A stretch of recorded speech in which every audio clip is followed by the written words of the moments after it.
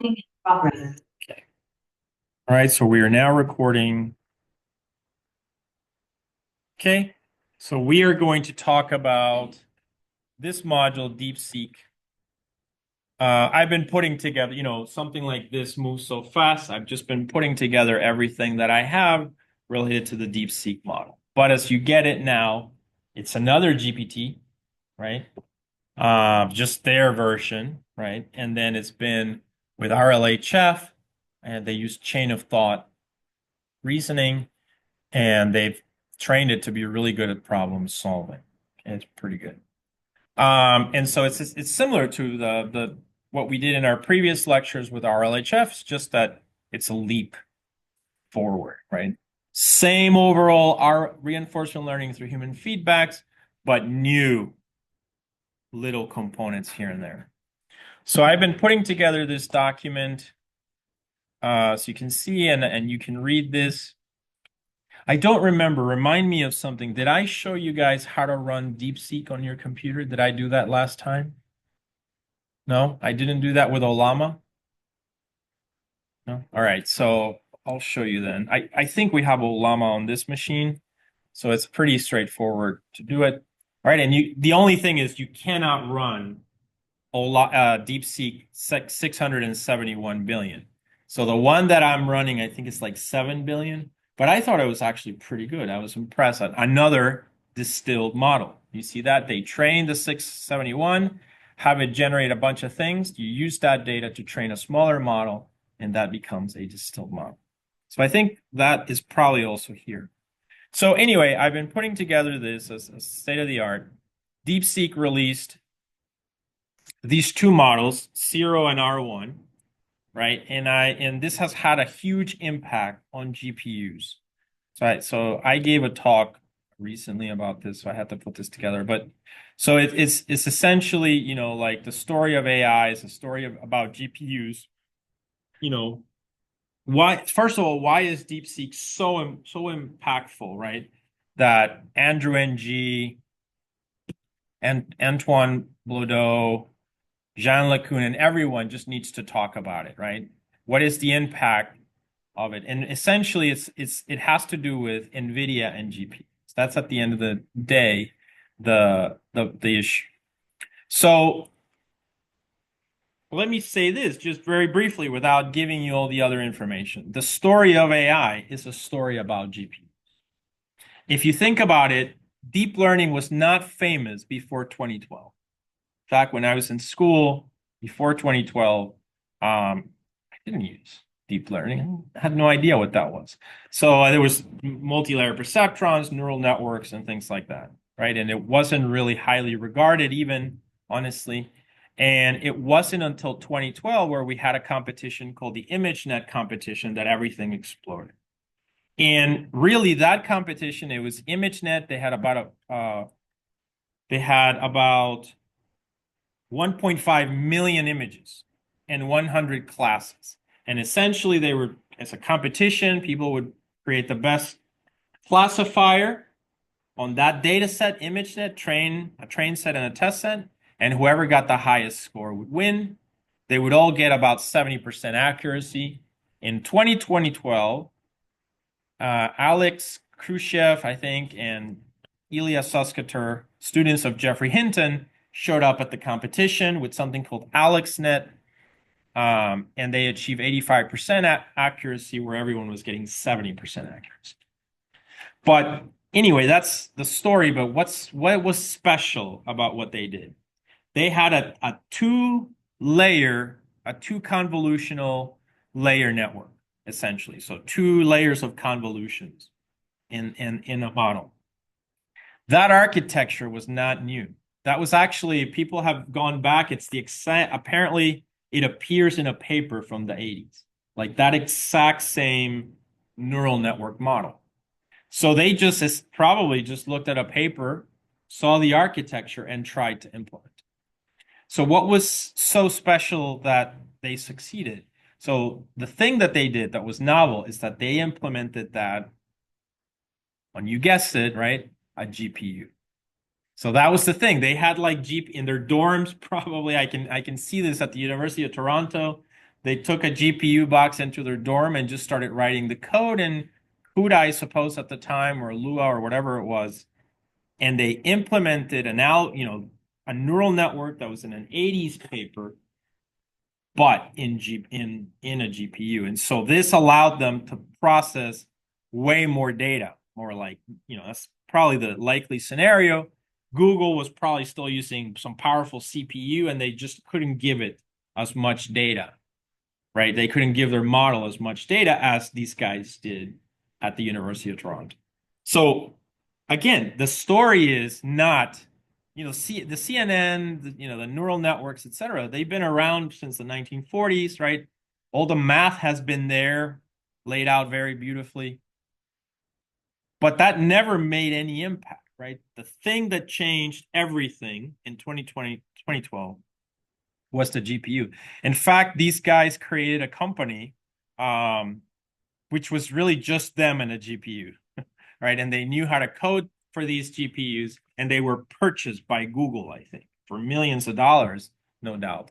And that's how they became employees of those big companies. But essentially, as you probably see, it's about GPUs. They made the hardware do something. Now let's jump ahead to 2017. So you guys have heard of transformers. If you took 520, we talked about the paper, the attention is all you need, right? So the paper does have, the 2017 transformers paper does have a nice thing called the attention mechanism, not invented by them. The attention mechanism was already there in RNNs and in other things, invented by other people.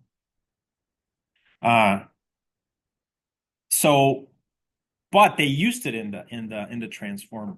What was special about the transformer is that the transformer is an algorithm that literally exists because GPUs exist.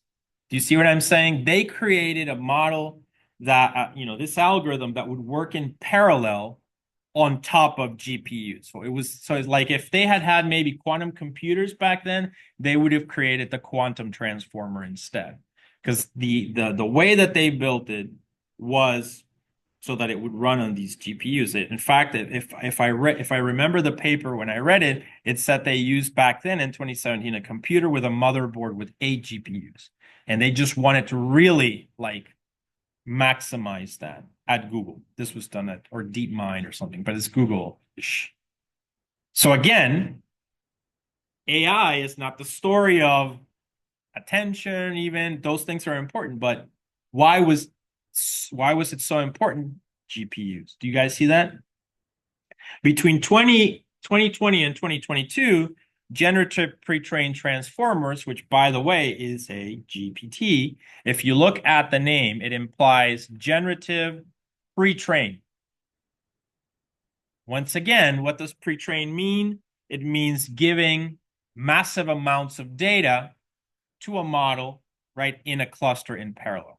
The thing that makes the pre-trained part work is, again, GPUs doing things in parallel because you give it literally all the internet, all the books in the world. Once again, the GPT, by the way, if you remember from 520, is just a decoder part of the transformer, right? Again, it's a story about GPUs. Now, 2025, we have DeepSeek. Again, it's a story about GPUs. What did they do? Why were people so amazed is because they did it more efficient. So apparently the going theory is that they've done things. Some people joke that they're doing it in the assembly language of GPTs, which is called PTX. I don't know that that's true, but they definitely did apparently found some efficiencies in how to do things. Essentially, if they'd remove, you guys have seen, right? You saw me GPT ref, BERT. You saw me do that. That's how everyone said we should do things. They took out. Someone else at Stanford with DPO took out the BERT already, but they also took that out. So again, efficiency is the key word here. So when somebody asks me, I will say, to me, the story of AI is the story about GPUs, right? So that has been where a lot of the innovation has happened, and maybe more innovation will happen as we go forward. All right. And so, yeah, so now Andrew Ng says it better than me. So I'm going to summarize what he said that I think is really nice. So some points by Andrew Ng about DeepSeek. So a few important trends that have been happening in plain sight. China's catching up to the US in generative AI with implications for the AI supply chain. Open weight models create opportunities for application builders, right? So we get more. So I have like my own views on this. Scaling up isn't the only path to AI progress. Despite the massive focus on and hype around processing power, algorithmic innovations are rapidly pushing down training costs, right? So making it cheaper is key, right? Something like DeepSeek means that, like before, right? Maybe one of you would have been in a startup that did AI. But now with DeepSeek, with cheaper costs, more, maybe harder coding, but lower to the hardware stack, half of you could be in it, right? So that's kind of the difference. So that's really a nice thing. One way that I think about this, I have this thought, and this is just from personal experience. So in 2015 or so, 2014, 2015, I learned about deep learning, right? So 2012 happens. So 2013, 2014, I'm kind of like digesting what's going on. You're very slow to really to accept and to change gears. But I think by 2014 or 2013, I was pretty convinced of what had happened. So then, okay, how do I start doing this, right? And well, everything that I read, CUDA. What is CUDA is the library for C library for GPUs of NVIDIA, right? I started in 2014 with CUDA. Started implementing some algorithms. It's hard. It's very hard because you have to think in parallel. You have to think differently about that style of coding. Around the end of 2015, TensorFlow came out, the first TensorFlow generation 1, an abstraction.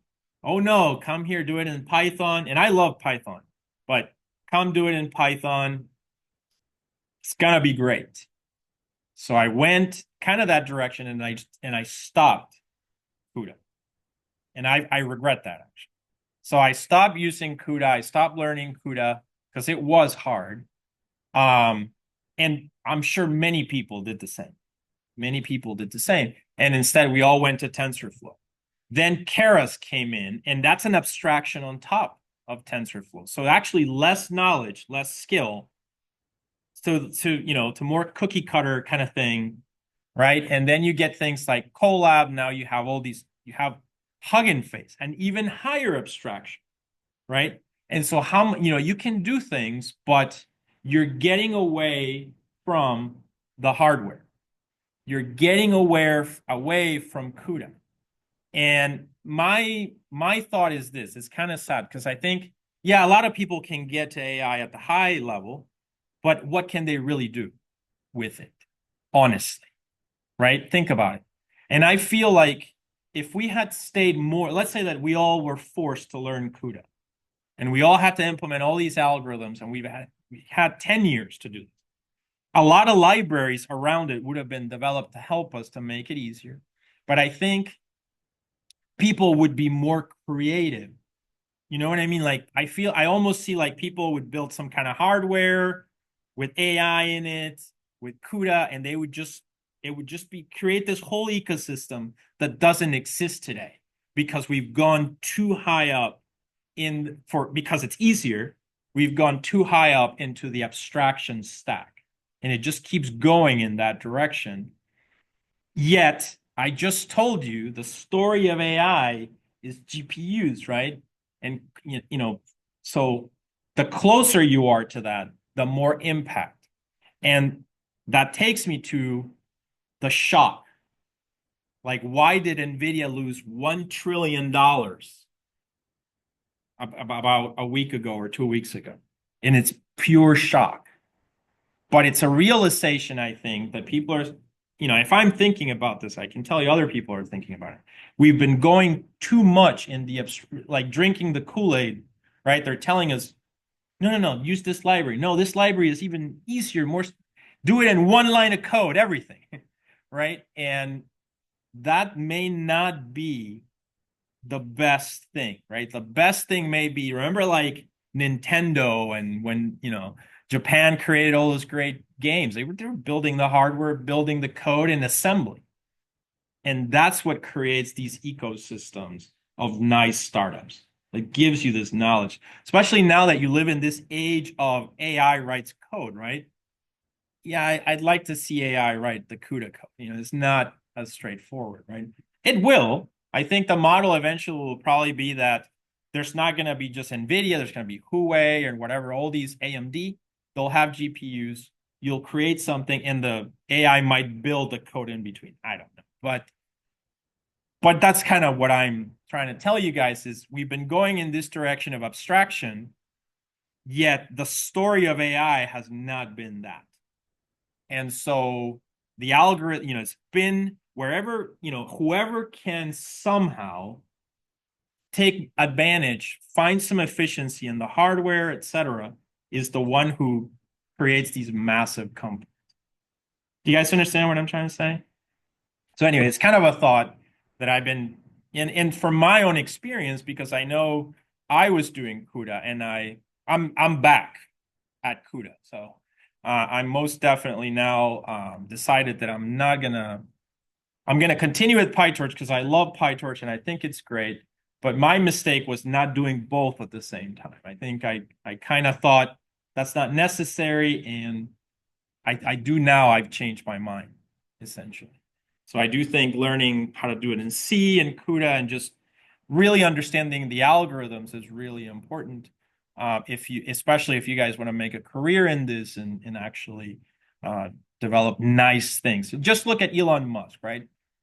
Elon Musk just said, I'm going to build electric cars. I'm going to build rockets. He didn't say, I'm going to go find a library in Python that makes rockets and then somehow I'm going to use it, or a library in what is the electric cars, right? He like in the hardware and they're programming the code right there.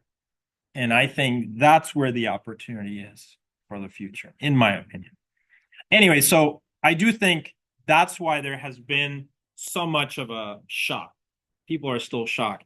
Mark Andreessen called it the Sputnik moment, which, it's a reference to in the United States in the 1950s, I think, when everyone is the space race, everyone's trying to build all that technology, and then over the United States, a satellite goes over from Russia. That was shocking, right? So it's a Sputnik moment. And so that's kind of what they're saying about AI right now. This is a Sputnik moment. Other people disagree, but anyway. So yeah, so you have Andrew and G basically saying these things. So we know about a week ago, DeepSeek, a company based in China, released DeepSeek 1, a remarkable model whose performance on benchmarks is comparable to OpenAI's o1. Further, it was released as an open weight model with a permissive MIT license. The share prices, as you know, of NVIDIA and many US tech companies plunged that week. So this is a little bit old. And some have recovered. So here is, and this is kind of what I was talking about, here's what DeepSeek may have caused many people to realize, right? So, many people are kind of doing a lot of soul searching now. The world is catching up to the US in generative AI. So it's anybody's game at this point. That's what, see, if you think about it, OpenAI kept it as a closed source, so they weren't sharing. But Meta decided, no, we're not going to do that. So they created the Llama models. They were open source. So that actually allowed DeepSeek to kind of figure out some things, and they've now caught up and supposedly way more efficient and made it available to the world. So now everyone can use this as long as you figure out how to do things, right? And so, that's what you need to learn how to do. So the world is catching up. When ChatGPT was launched in November 2022, the US was significantly ahead of China in generative AI, Currently, the US is ahead in GPUs, but there's competition. Impressions change slowly, and so even recently, people thought China was behind. So this is a no-brainer. But in reality, this gap has rapidly eroded over the past 2 years, with models from China closing the gap in many areas. Many are thrilled that DeepSeek 1 was released in an open weight model with a technical report that shares all the details, basically. So this is clear. So yeah, so you can essentially see this. So at this point, so you can read the rest of this. I'm not going to go through it, but it goes a lot over the motivation. I just really that's why I summarize this little idea here. So in the last few minutes that we have left, I'm just going to share some of the things I have about DeepSeek that I've collected. So this is on the GitHub. You can read it. But people are trying to replicate DeepSeek, right? So I've been, these are for those of you that are interested, these are the papers that I recommend. One of them is the paper on DeepSeek. The second is the math of DeepSeek, which is the GRPO. I'll do a sequence of lectures on these proximal policy. Now that we've done our LHF and you guys understand that there's some kind of loss function going on there, I will do DRPO, PPO, DPO, and theirs, which is called GRPO. They're all related. They all kind of have the same idea, but they're just an evolution of the objective function. And then this paper over here is actually the chain of thought paper, which came out in 2023. So as you can see, all of this has moved really fast. And so these are the papers. I have some links here. And as you can see, there is one implementation by TRL, which is probably what I'll finish with today, kind of wrap it up to the TRL lecture that we did today, which I think was done by somebody that I have down here. So we'll take a look at that. These are just further articles on DeepSeek. This is the Hugging Face OpenR1. So Hugging Face, which is TRL library, they're currently trying to make an open version of this DeepSeek model, R1. This is the Ollama. So I'm not going to demo this, but I will provide this for you if you want to play with, because you guys said I haven't done this, right? I haven't shown you how to run DeepSeek and Ollama.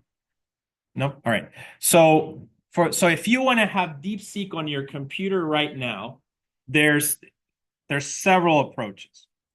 So it all depends on the size of the model. So for instance, I think on my Mac, I have running DeepSeek 7 billion. You can see that here. So I wrote it down because I forget. So for a standard Mac, I ran DeepSeek 7 billion, which is 7 billion parameters. I can talk to it. I can ask it. I think I asked it questions like, if I have $500 billion for Stargate for AI infrastructure, and one data center costs $1.5 billion, how many data centers can I build? And I think it's at 333. So, and it shows me the chain of thought and everything. And it's good. And it's a distilled smaller 7B. So imagine what 671 billion can actually do. So what you need to do is you go to Ollama. I do believe we had done an Ollama example, I believe, for the AI agents, if I remember correctly. So we've already installed Ollama, which is straightforward. And then after that, this is the DeepSeek repo in Ollama. So what you need to do is you decide what model you want. So once you've installed it on your computer, just open the terminal on your Mac or whatever it is, your prompt, DOS prompt, and you type Ollama run, and you say DeepSeek R1, and then specify the number of parameters. If you say 671 billion, this is not going to run on your Mac, okay? But I do have in this document some solutions for that. You need essentially a GPU box with a lot of RAM. It's not even the GPU, it's like the RAM seems to be the issue. So see, they have distilled models. You can see that I've been talking about distilled models a lot. So DeepSeek So they distill the knowledge of DeepSeek, as you can see in other models like Quen, etc. So I ended up running, I believe this one, Ollama run DeepSeek R1 colon 7 billion. Okay. And that just, you essentially install Ollama, run that command, and then the terminal becomes a chat interface and you can just chat with it. And you can do other things, but I didn't play with any of that. All right, so that's as far as you can get. If you want to try bigger models, here I have some solutions. So I have, oops, I have this one, local. So this is just, it's been happening. Like people are trying to run.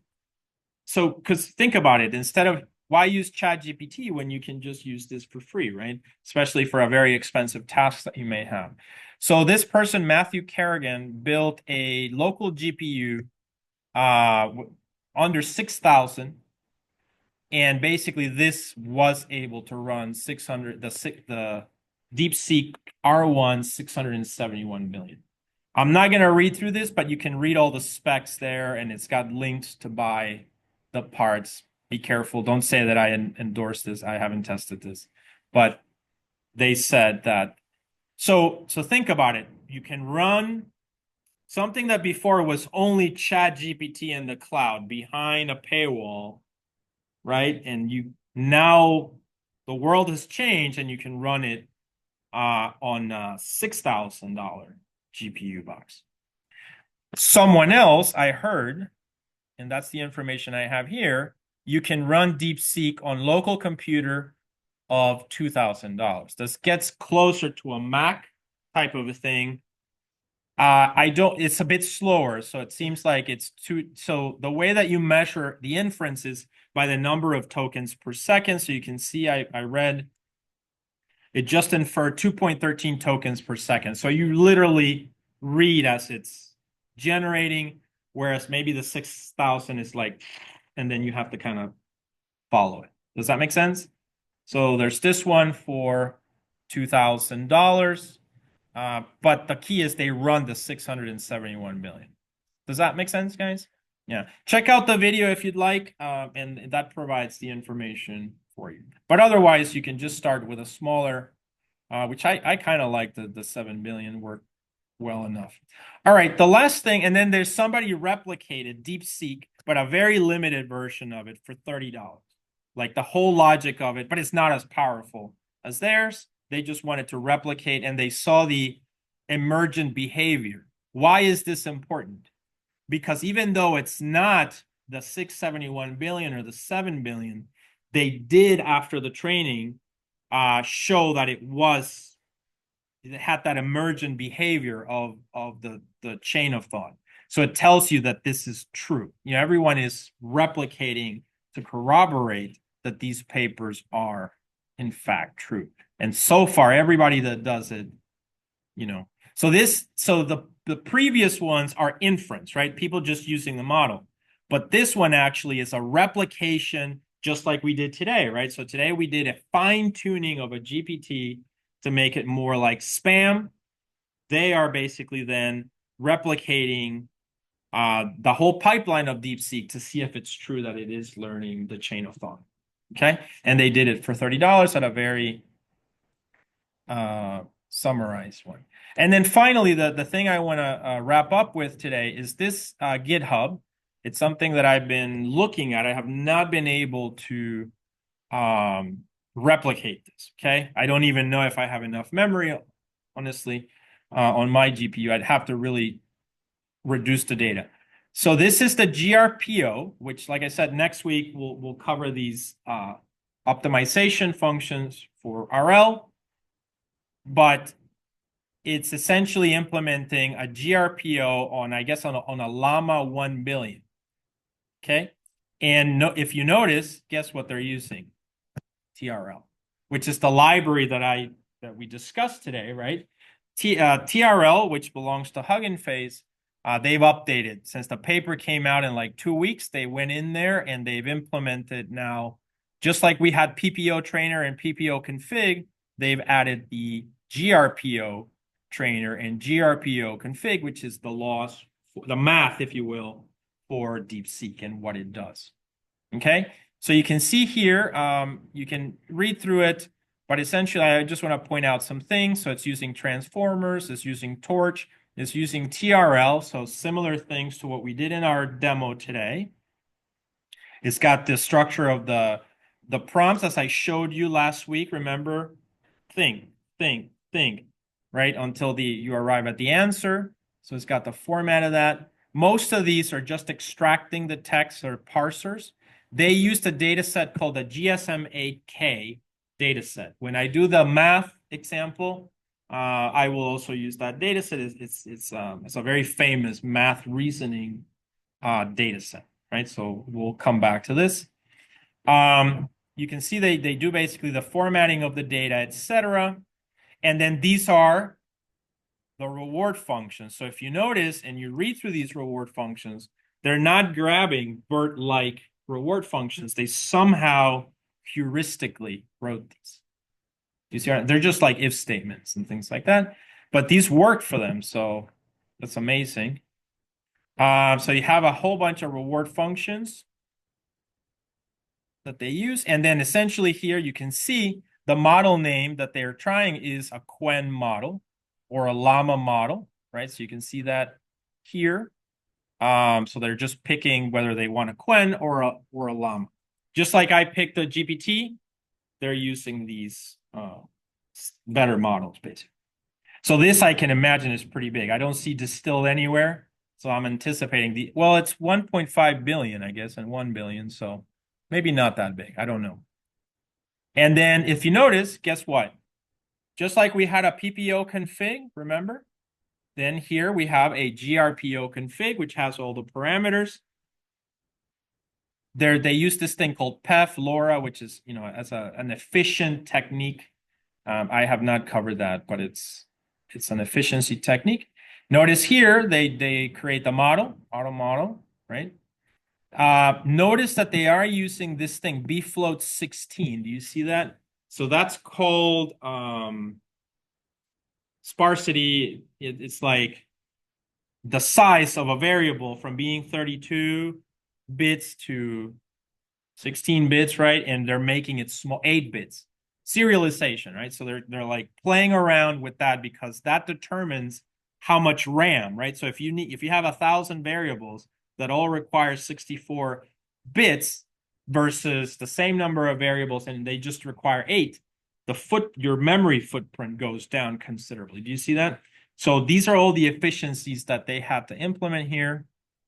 Got the tokenizer over there. And then, how about that?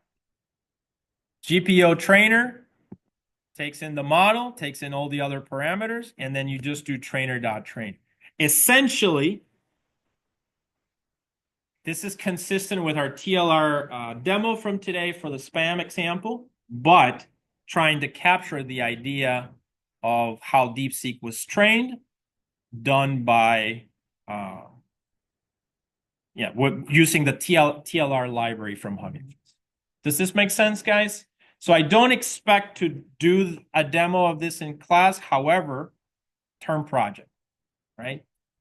Maybe. If you want to try this out, just keep in mind it might be pretty big. But this could be a nice term project if you guys want to try this out, try your luck at this later in the semester.